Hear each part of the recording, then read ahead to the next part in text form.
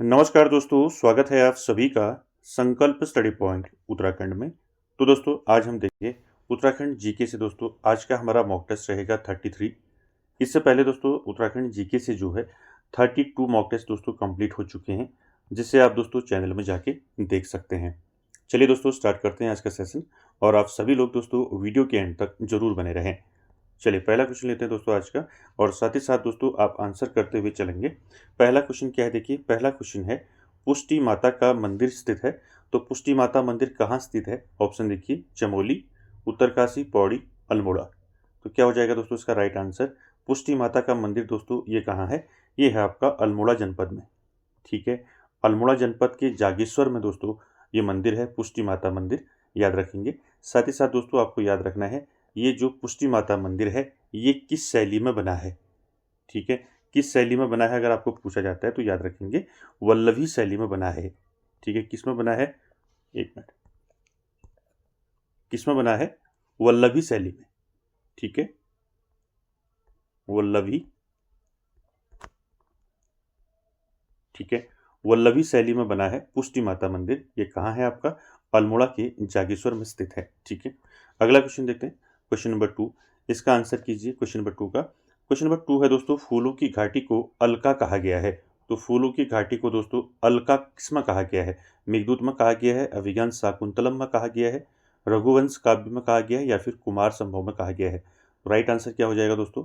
फूलों की घाटी को अलका कहा गया है दोस्तों, किसमें कहा गया है? मेघदूत में कहा गया है। ठीक है, तो यहाँ पर आपका ए ऑप्शन राइट हो जाएगा दोस्तों। ठीक है, साथ ही साथ दोस्तों आपको यहाँ पर याद रखना है, यहाँ पर 2-3 क्वेश्चन आपके फूलों की घाटी से पूछे जाते हैं। देखिए यहाँ पर उपनाम की बात करें तो फूलों की घाटी के उपनाम क्या क्या है?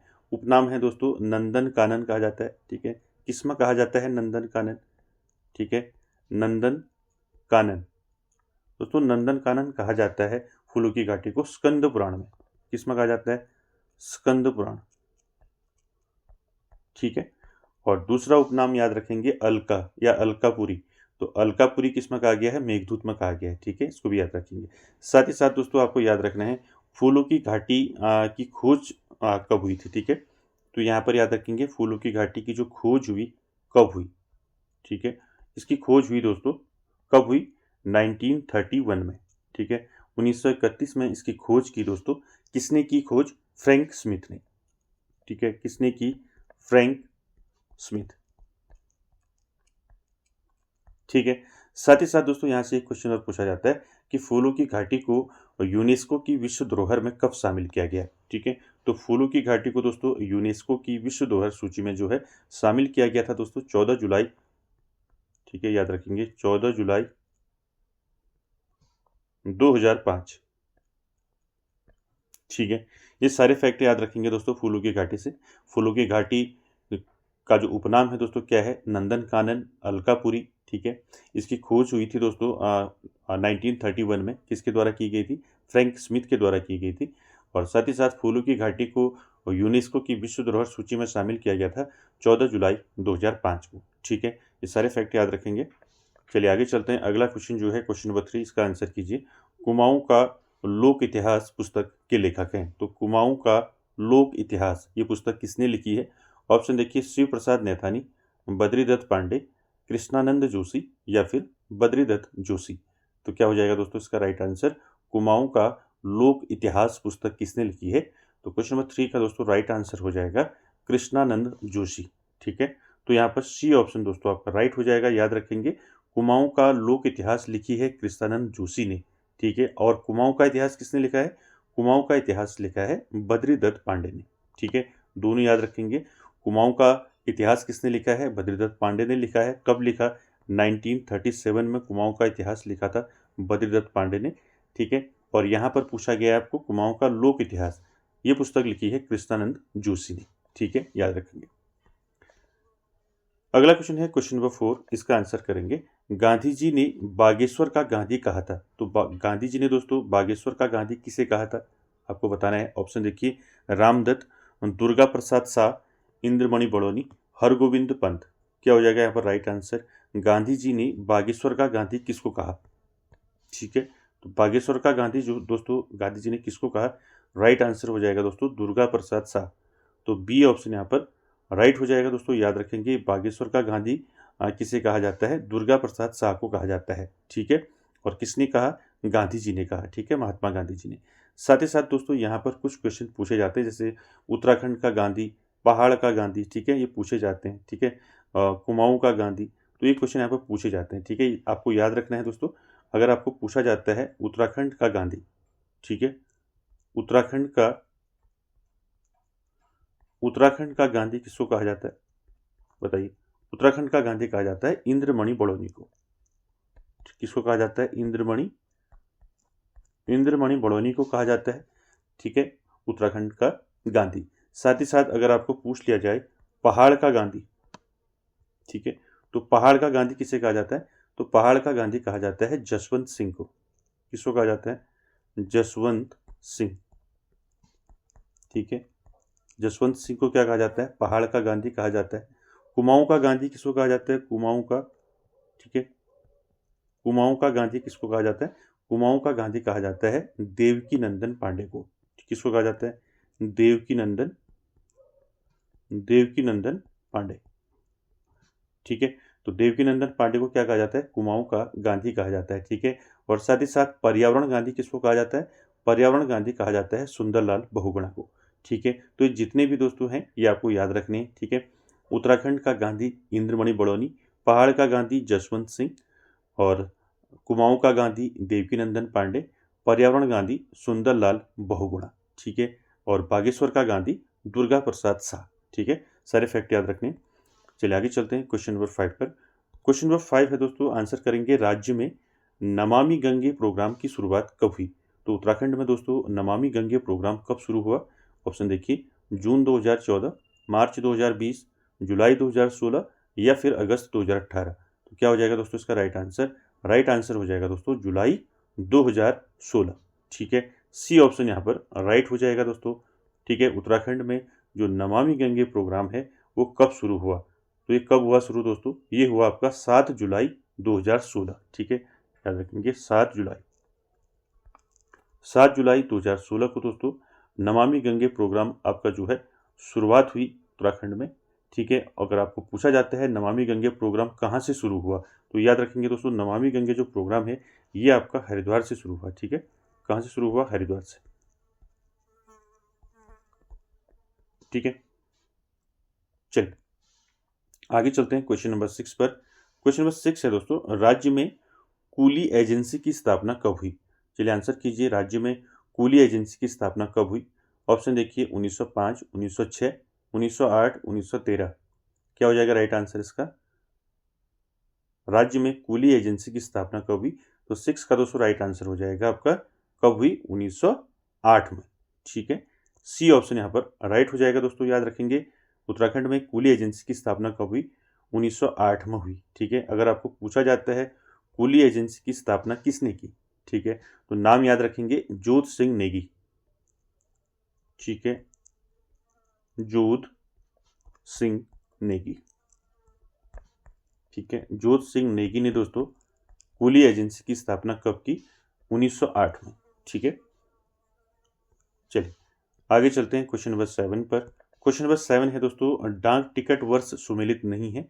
यहाँ पर डाक टिकट वर्ष दिए हैं नीचे, यहाँ पर कौन सुमेलित नहीं है ये बताना है। ऑप्शन देखिए, मोनाल 1975, बुरांस 1977, ब्रह्मकमल 1982, कस्तूरी मृग 1984। तो क्या हो जाएगा दोस्तों इसका राइट आंसर?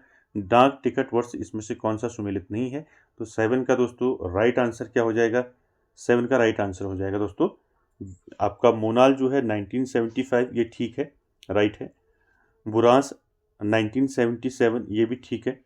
ब्रह्म कमल पर डाक टिकट जारी हुआ था आपका 1982 में, ये भी ठीक है। यहाँ पर आपका जो है डी ऑप्शन आपका जो है सुमेलित नहीं है। कस्तूरी मृग पर जो है दोस्तों डाक टिकट कब जारी हुआ था?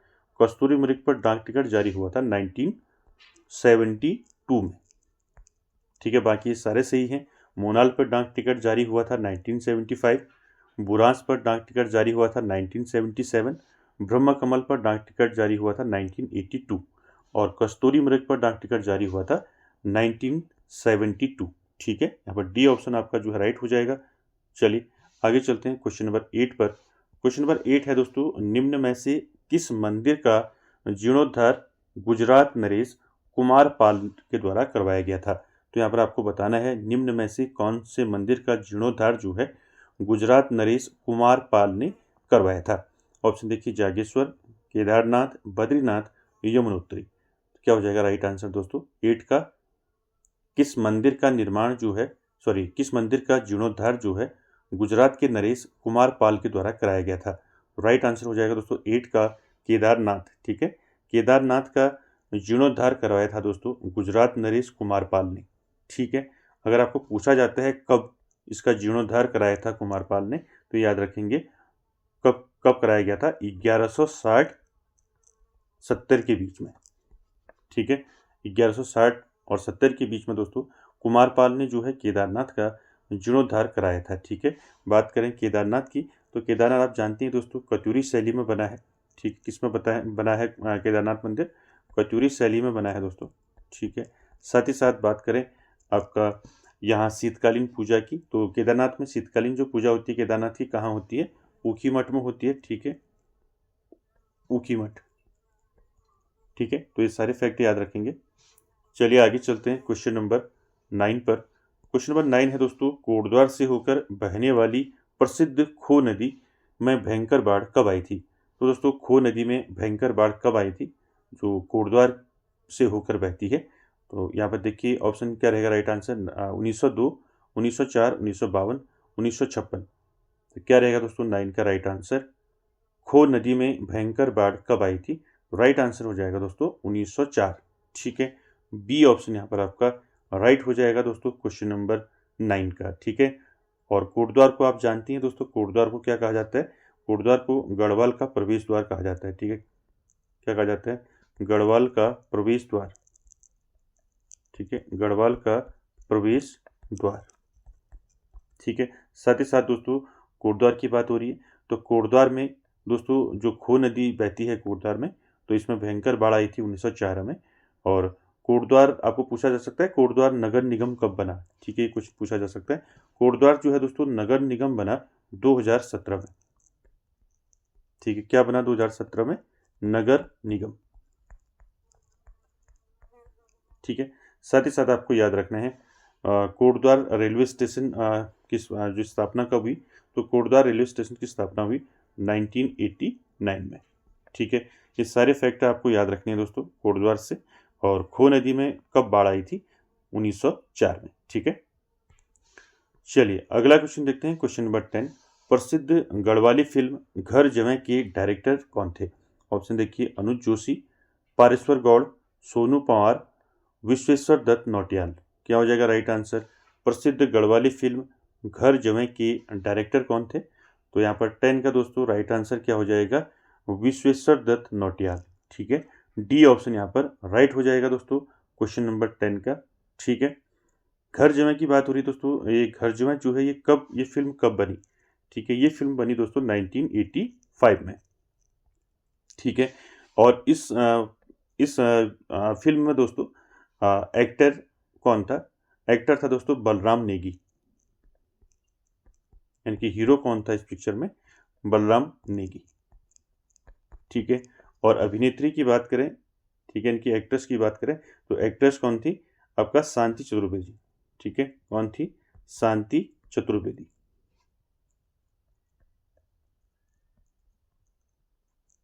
ठीक है, दोनों चीज़ याद रखेंगे। घर जमाई जो है एक गढ़वाली फिल्म है दोस्तों।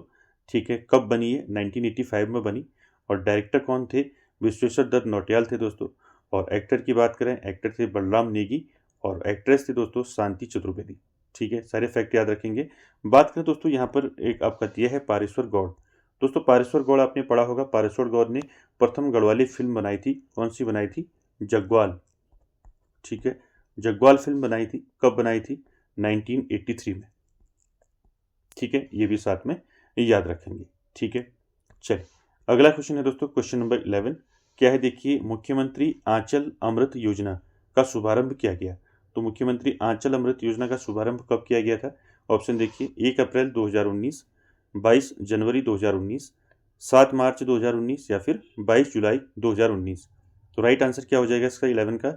मुख्यमंत्री आंचल अमृत योजना की शुरुआत हुई थी दोस्तों 7 मार्च 2019 में।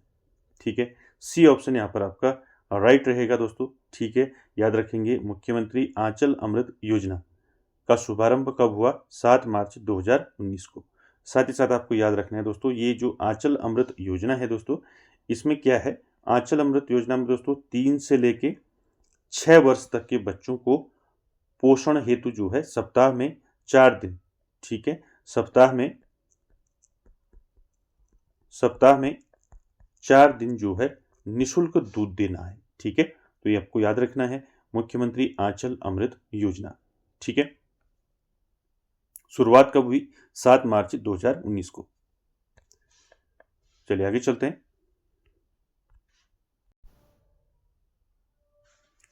क्वेश्चन नंबर 12 देखिए, इसका आंसर कीजिए। क्वेश्चन नंबर 12 है दोस्तों, प्रमुख नदी व उनकी लंबाई में जो है कौन सुमेलित है? आपको बताना, नीचे नदी दे रखी है और उनकी लंबाई दे रखी है, तो इनमें से आपको बताना है कि कौन इसमें सुमेलित है। देखिए, अलकनंदा नदी की जो लंबाई है 205 किलोमीटर, पूर्वी रामगंगा 104 किलोमीटर, सरयू 146 किलोमीटर। तो यहाँ पर राइट आंसर क्या हो जाएगा क्वेश्चन नंबर 12 का? कौन सा सुमेलित है इसमें? सुमेलित है दोस्तों इसमें सी, सरयू 146 किलोमीटर। ये आपका राइट है दोस्तों। सरयू नदी की जो लंबाई है कितनी है? 146 किलोमीटर है। ठीक है, सी ऑप्शन राइट हो जाएगा। साथ ही साथ दोस्तों यहाँ पर अलकनंदा की बात हो रही है, तो अलकनंदा की जो लंबाई है वो कितनी है? अलकनंदा नदी की जो लंबाई है वो है आपका 195 किलोमीटर। ठीक है, तो ये आपका गलत हो गया। ठीक, पूर्वी रामगंगा की बात करें तो पूर्वी रामगंगा नदी की जो लंबाई है वो है आपका 108 किलोमीटर। ठीक है, तो ये भी गलत हो गया। तो सही आपका सरयू आपका सही है 146 किलोमीटर। साथ ही साथ अन्य नदियों का भी आपको याद रखना है। ठीक है, आपका यमुना नदी हो गया। ठीक है, यमुना नदी की क्या है? यमुना नदी की लंबाई कितनी है? यमुना नदी की लंबाई है दोस्तों 136 किलोमीटर। ठीक है, और साथ ही साथ सरयू का मैंने बता दिया आपको 146 किलोमीटर। और भागीरथी नदी, ठीक है, तो याद रखेंगे भागीरथी नदी की लंबाई कितनी है? तो भागीरथी नदी की लंबाई है दोस्तों 205 किलोमीटर। ठीक है, और टॉन्स नदी की बात करें तो टॉन्स नदी की लंबाई कितनी है? टॉन्स नदी की लंबाई है आपका कितनी है? 138 किलोमीटर। ठीक है, तो ये सारी चीज़ें आपको याद रखनी है दोस्तों। आपको कोई भी जो है नदी पूछ ली जाएगी और उसकी लंबाई पूछ ली जाएगी, तो यहाँ पर मैं फिर एक बार आपका जो है रिवाइज कर देता हूँ। देखिए, भागीरथी नदी की लंबाई है 205 किलोमीटर, अलकनंदा नदी की लंबाई है 195 किलोमीटर, पूर्वी रामगंगा की लंबाई है 108 किलोमीटर, टॉन्स नदी की लंबाई है 148 किलोमीटर, यमुना नदी की लंबाई है 136 किलोमीटर और सरयू नदी की लंबाई है 146 किलोमीटर। ठीक है, सारे याद रखने हैं आपने, कोई भी आपको इसमें पूछा जा सकता है। ठीक है, चलिए अगला क्वेश्चन देखते हैं। अगला है क्वेश्चन नंबर 13 है दोस्तों, प्रसिद्ध गढ़वाली पुस्तक सदेई के रचनाकार कौन है? तो देखिए दोस्तों, प्रसिद्ध गढ़वाली पुस्तक है सदेई। ठीक है, सदेई के रचनाकार कौन है? ऑप्शन देखिए, जीत सिंह नेगी, तारादत्त गैरोला, लीलाधर जगूड़ी या फिर वीरेन टंगवाल। क्या हो जाएगा राइट आंसर क्वेश्चन नंबर 13 का? प्रसिद्ध गढ़वाली पुस्तक सदेई के रचनाकार यानी कि सदेई पुस्तक किसने लिखी है? तो ये लिखी है दोस्तों तारादत्त गैरोला के द्वारा। ठीक है, बी ऑप्शन यहाँ पर आपका राइट हो जाएगा दोस्तों। किसकी पुस्तक है? सदेई, ये है आपका तारादत्त गैरोला की। ठीक है, तारादत्त गैरोला की बात करें दोस्तों, तारादत्त गैरोला का जन्म कहाँ हुआ था? टिहरी में हुआ था इनका जन्म। ठीक है, टिहरी में हुआ था। कब हुआ था आपको पूछा जा सकता है, तो टिहरी में इनका जन्म हुआ था 1875 में। 1875 में इनका जन्म हुआ था टिहरी में।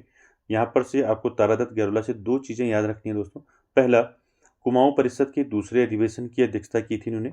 ठीक है, कुमाऊं परिषद की, ठीक है, दूसरे अधिवेशन की अध्यक्षता की थी, जो आपका कहाँ हुआ था? हल्द्वानी में हुआ था, जो उसकी अध्यक्षता की थी 1918 में। ठीक है, दूसरा फैक्ट याद रखना है, ये क्वेश्चन पूछा जाता है यहाँ से कि गढ़वाल हितकारिणी सभा की स्थापना किसने की? तो याद रखेंगे तारादत्त गैरोला ने की गढ़वाल हितकारिणी सभा की स्थापना। ठीक है, गढ़वाल हितकारिणी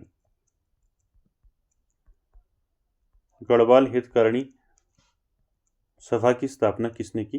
तो नाम याद रखेंगे तारादत्त गैरोला के द्वारा किया गया दोस्तों। ठीक है, ये सारे फैक्ट आपको तारादत्त गैरोला से याद रखने हैं, ठीक है। इनकी पुस्तक है दोस्तों सदी, ठीक है। अगला क्वेश्चन नंबर 14 दोस्तों, इसका आंसर कीजिए। राज्य में पौध रोपण नीति लाई गई थी। ऑप्शन देखिए, जून 2004 में, मार्च 2001 में, जून 2006 में, या फिर अप्रैल 2009 में। क्या हो जाएगा राइट आंसर? पौध रोपण नीति। तो 14 का राइट आंसर क्या हो जाएगा दोस्तों? 14 का राइट आंसर हो जाएगा आपका जून 2006, ठीक है। तो यहाँ पर सी ऑप्शन आपका राइट हो जाएगा दोस्तों, याद रखेंगे। उत्तराखंड में पौध रोपण नीति कब लाएगी? जून 2006 में लाएगी। अगर आपको दिन पूछा जाता है तो 6 जून, ठीक है, 6 जून 2006, ठीक है। 6 जून 2006 को दोस्तों उत्तराखंड में दोस्तों पौध रोपण नीति दोस्तों लाई गई। और याद रखेंगे, पौध रोपण नीति लागू करने वाला उत्तराखंड जो है देश का प्रथम राज्य है, ठीक है। चलिए आगे चलते हैं क्वेश्चन नंबर 15 पर। 15 है दोस्तों, कुमाऊं रेजिमेंट को राष्ट्रपति डॉक्टर राजेंद्र प्रसाद जी द्वारा कलर अवार्ड दिया गया था। तो कब दिया गया था डॉक्टर राजेंद्र प्रसाद द्वारा कुमाऊं रेजिमेंट को कलर अवार्ड? ऑप्शन देखिए, 1960, 1961, 1962, 1963। तो क्या हो जाएगा 15 का राइट आंसर दोस्तों? तो 15 का दोस्तों राइट आंसर हो जाएगा आपका, क्या हो जाएगा? कुमाऊं रेजिमेंट को डॉक्टर राजेंद्र प्रसाद जी द्वारा कलर अवार्ड दिया गया था 1961 में, ठीक है। तो यहाँ पर बी ऑप्शन आपका राइट हो जाएगा 15 का, ठीक है। बात करें कुमाऊं रेजिमेंट की, तो कुमाऊं रेजिमेंट की स्थापना कब हुई? तो कुमाऊं रेजिमेंट की स्थापना दोस्तों 27 अक्टूबर कब हुई? 27 अक्टूबर 1945, 1945 को दोस्तों स्थापना हुई कुमाऊं रेजिमेंट की। और कुमाऊं रेजिमेंट का दोस्तों मुख्यालय जो है आगरा से रानीखेत कब लाया गया? ये पूछा जाता है। कुमाऊं रेजिमेंट का मुख्यालय जो है आगरा से रानीखेत लाया गया था 1948 में, ठीक है। आगरा से अल्मोड़ा लाया गया था, ठीक है, ये भी याद रखेंगे, ठीक है। कब लाया गया था? 1948 में, ठीक है। साथ ही साथ एक फैक्ट और याद रखेंगे दोस्तों, कुमाऊं रेजिमेंट पर डाक टिकट जारी हुआ था, ठीक है। कब हुआ था? तो कुमाऊं रेजिमेंट पर डाक टिकट जारी हुआ था दोस्तों 1988 में, ठीक है। तो ये सारे फैक्ट दोस्तों आपको कुमाऊं रेजिमेंट से याद रखने हैं, सारे फैक्ट। चलिए आगे चलते हैं क्वेश्चन नंबर 16 पर। क्वेश्चन नंबर 16 है दोस्तों, मंदाकिनी व खराड़ी जलप्रपात किस जनपद में है? आपको बताना है मंदाकिनी वाटरफॉल और खराड़ी वाटरफॉल किस जनपद में है। ऑप्शन देखिए, चमोली, उत्तरकाशी, देहरादून, अल्मोड़ा। क्या हो जाएगा राइट आंसर बताइए क्वेश्चन नंबर 16 का? मंदाकिनी वाटरफॉल और खराड़ी वाटरफॉल ये किस जनपद में है? तो राइट आंसर रहेगा आपका ये उत्तरकाशी में है दोस्तों, ठीक है। दोनों आपके जो वाटरफॉल है मंदाकिनी और खराड़ी, ये दोनों उत्तरकाशी में है, ठीक है। जो आपका मंदाकिनी जो वाटरफॉल है ये हरसिल में है उत्तरकाशी में, और जो खराड़ी वाटरफॉल है ये गंगनानी क्षेत्र में है उत्तरकाशी में, ठीक है। चलिए आगे चलते हैं। अगला क्वेश्चन है क्वेश्चन नंबर 17। देखिए, गढ़ रहवार समाचार पत्र का प्रकाशन कहाँ से होता था? गढ़ रहवार समाचार पत्र, इसका जो प्रकाशन है वो कहाँ से होता था? ऑप्शन देखिए, अल्मोड़ा, पौड़ी, देहरादून, उत्तरकाशी। क्या हो जाएगा राइट आंसर? गढ़ रहवार समाचार पत्र, इसका प्रकाशन कहाँ से होता था? तो राइट आंसर हो जाएगा दोस्तों 17 का, इसका प्रकाशन होता था उत्तरकाशी से, ठीक है। डी ऑप्शन यहाँ पर राइट हो जाएगा दोस्तों, याद रखेंगे। गढ़ रहवार समाचार पत्र का प्रकाशन कहाँ से होता था? उत्तरकाशी से होता था, ठीक है। साथ ही साथ दोस्तों इसका प्रकाशन किसने किया, ठीक है, पूछा जा सकता है। गढ़ रहवार समाचार पत्र का प्रकाशन किसने किया? सुरेंद्र दत्त भट्ट ने, ठीक है, नाम याद रखेंगे, सुरेंद्र दत्त भट्ट, ठीक है।